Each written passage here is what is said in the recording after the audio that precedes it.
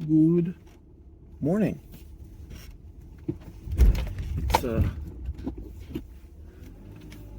It's a good morning.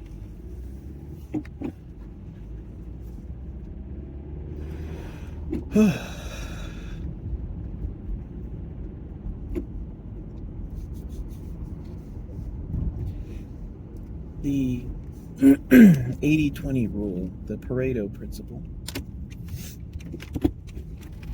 if you haven't heard of it, it's usually a 80-20, but it can be 90-10 or 70-30 breakdown of something that it's just like the division of things that do work and don't work. These principles hold in, or I guess they're most tested in business, in that 20% of your employees do 80% of the work, or 20% of your customers are 80% of your profit, or 20% of your customers are 80% of your headache. And it's this attention to detail of like the small subset is actually what you should focus on. And the idea that all the other stuff is pretty much distractions. I know that we had, when I was working on a large software provider help desk, and I got views into the customers, that it was absolutely 20% of the customers were 80% of the headache, to the point that if you dropped those customers, and you can make an argument about how profitable they were, but if you dropped those customers, you could seriously ask yourself a question of, does the help desk even need to be here? Could the help desk just be a skeleton crew, because that was the amount of support that was necessary or needed for each individual client? Because 80% of them had no problems, no issues, 0 calls, which is pretty amazing. But it's one of those principles that seems to bear out everywhere, here and there and everywhere. But I don't know if it's pride or what, but companies and corporations do not want to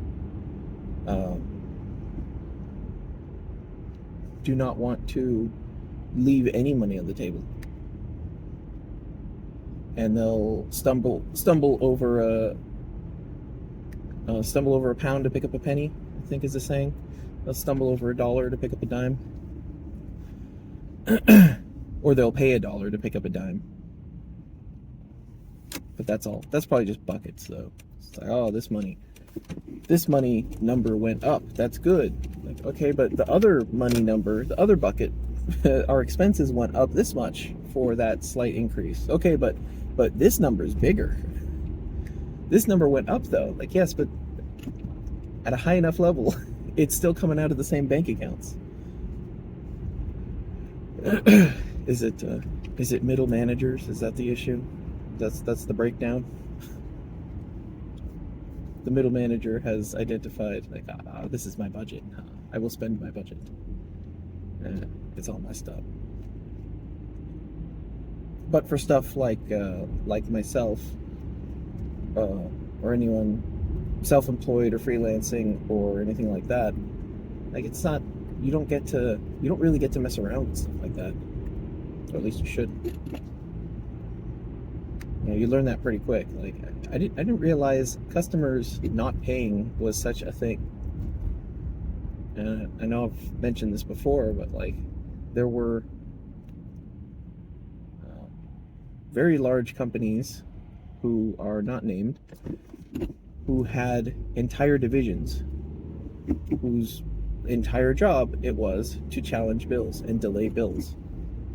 And when this giant, multi-million-dollar company received a bill from anyone, they would look at the bill and go, oh, well, this part number is slightly different. This part number doesn't match our part number. You need to send me a revised bill with the corrected part number.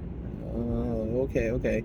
And, that message gets sent the day before the bill is actually due, or the day before the late fee is incurred. And then they respond and update the number and go, okay, that's great, but this date, I don't think this date is right. Can you confirm this date? Because the date for the period of work was here to here, and in our system, it's listed as here to here.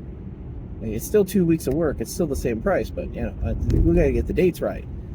Okay, and then they ship it back and update it. Just do stuff to just stretch out those bills so that they keep as much money as possible. And if the company, that's the thing, if the company's big enough, and this is where it gets dangerous for the littler guys, if, as I said earlier, 20% of your customers are 80% of your revenue, that's kind of a problem. That is a risk to be managed.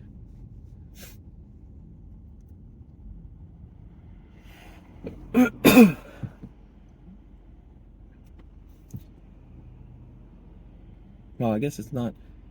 I mean, technically, as a percentage, if that's a problem as a percentage, because if 20% of your customers are 80% of your revenue, then that necessarily means that 80% of your customers are 20% of your revenue. And for all the overhead and management of one individual customer, you're now absorbing for, multiplied by 80 in this perfect hypothetical case. All of that overhead and stuff is just complicating things for very, very little revenue, a fraction of what the smaller subset of customers. So I guess you do with that information, you reevaluate the importance of these things, and maybe almost certainly fire smaller customers. Just be on a hair trigger with them. If you incur management costs for them in any other business unit, it's like, why would you keep doing that? But there's not really insight up to the highest level. Well, also the matter of like, oh, how many customers did you have? And, this is kind of changing, I think, maybe. How many customers did you have? 100. How many do you have now? 20. Well, that sounds terrible. That's a huge reduction in customers. So, yeah, but we can also go a lot leaner. We still only lost 20% of our revenue, but 20% is a big number.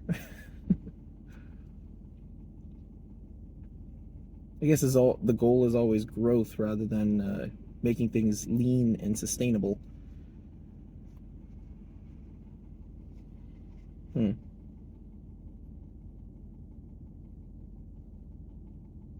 don't know. At the corporate level, there's too many fingers in that pie, so things don't necessarily have to make sense. And usually the people who are trying to make sense of it don't have a complete vision of what they're even trying to make sense of. So it doesn't really matter.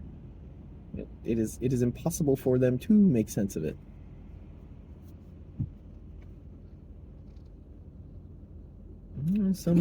Some flakes coming down.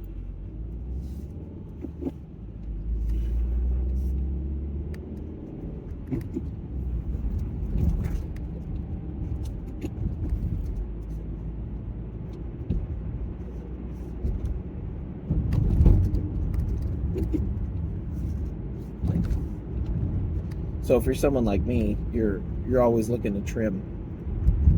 You identify set up a ratio of time spent to income, or you can say potential income, value that in time spent, and time spent is not necessarily hours applied to the bill. It's I kind of think of it as overtime, not because you're getting paid time and a half, but because you're actually it's over the time that you allocated for this. So if someone says, hey, I want you to work on this project for me, build me a super mic that's 3x6. Well, that's basically a keyboard, but Yeah, 3x6. That's basically a keyboard. Yeah, that's pretty much a keyboard right there.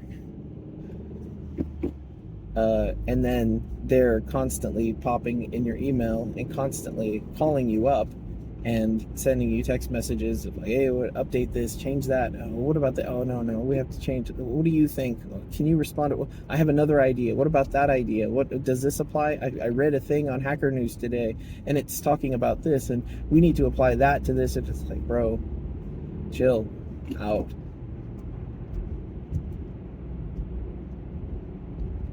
Because I don't want to charge people. Well, I don't want my day. I don't want my day interrupted. It doesn't work that way for me.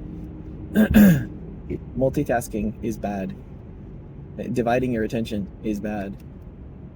Having a set of time to sit down and focus on the 20 text messages and 15 emails that you received, and working them all in one block of time where you can sit and focus on them is just fine. But it's still interruptive throughout your day. Receiving a text message, especially emails that have like urgent in all caps in the subject line. You're like, bro, chill. And those are the customers that I just become too busy for after the initial engagement is completed. This is just not worth. It's not worth the time. It's not worth the effort.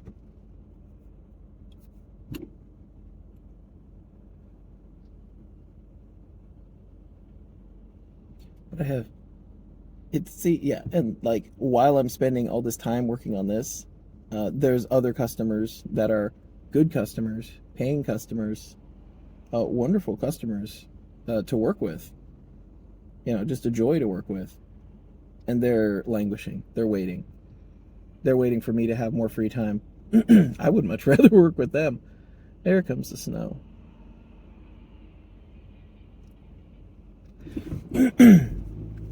So, especially lately, I'm very, very cautious about what work I accept.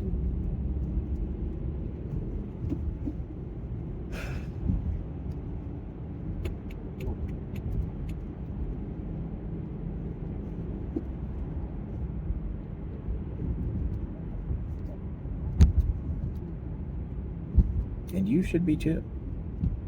It's kind of the whole point of this.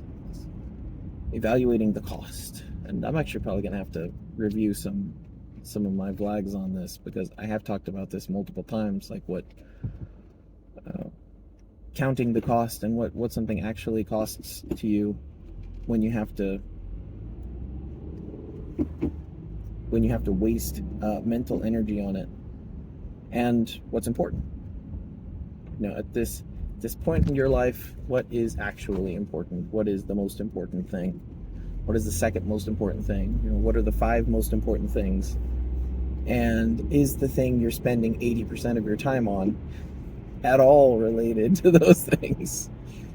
I don't know if the 80-20 thing works out for time, but that would be interesting to test.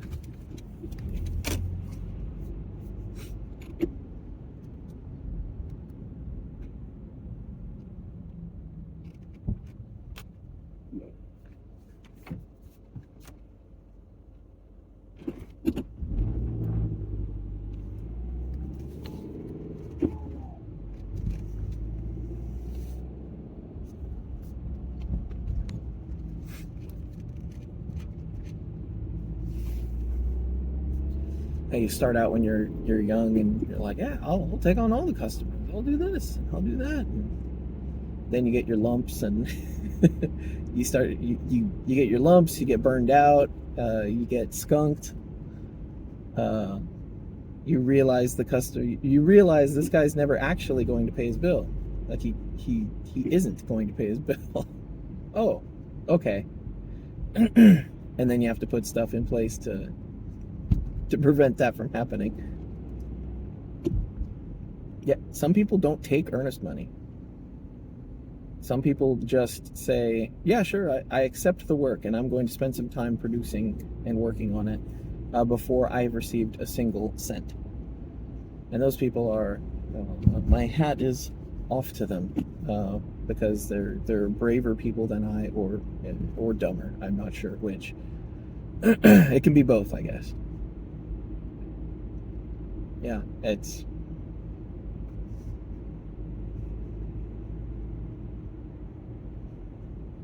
mostly about the customer. You try to base it on the personal relationship, like how is it talking to this person, how is the person on the video call and all that, and like how are they on the phone, what is their email like, tone, I guess you could say, is kind of what it's the vibe, man. It's just the vibe you get from the person. Like, I don't trust this person. I don't trust this person at all, and he's probably not going to pay me, and there's probably not anything I can do about it except stop.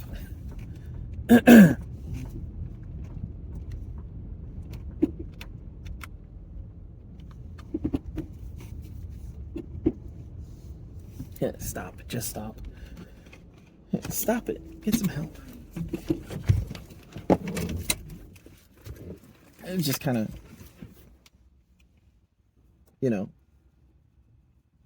there are a lot of companies that do this, and they're big companies with big vendors, or medium-sized vendors, unfortunately. And they say to these people, like, well, this is just how business is done. Like, okay, cool. That's not how I do business. You're fired. I'll keep sending you a bill for the work, and if it remains unpaid past 6 months, I'll see about pursuing legal action. But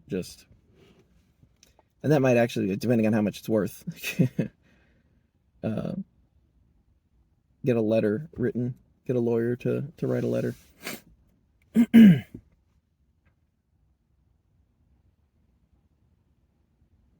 But yeah, just cut it. Learn the lesson and walk away. And I forgot my notebook.